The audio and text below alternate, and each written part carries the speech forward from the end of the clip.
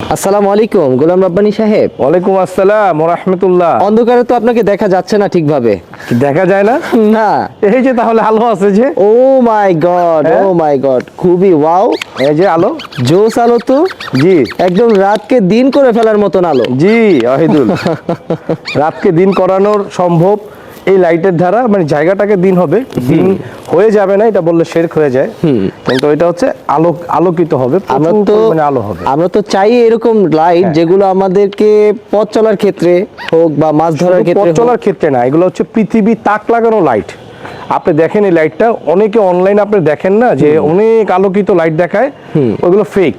অনেকে ভুলভাল কথাও বলে যে লাইট দিয়ে চাঁদ ধরা যায়, লাইট দিয়ে চাঁদের মধ্যে আলো চলে যায়, এগুলো কিন্তু আসলে এই যে আলো চাঁদে চলে গেছে, এটা তো আসলে কি বললেন ভুলভাল, ওইটাই সত্য, ভুলভাল বলা এটা ফেক কথা আর কি। জি। ফিল হবে আলো চাঁদে চলে গেছে, চাঁদ জি। ধরে ফেলেছে, হাতি ঠেকায় ফেলতে চাই আমরা। এই যে হাতি ঠেকায় ফেললাম, আলোটা দেখেন না রে ভাই, আলোটা দেখেন না, আলোটা জাস্ট দেখেন, ও আলোটা দেখেন কি আলো, কতটা তীক্ষ্ণ চোখে লাগতেছে। ধন্যবাদ, থ্যাঙ্কস ফর ওয়াচিং।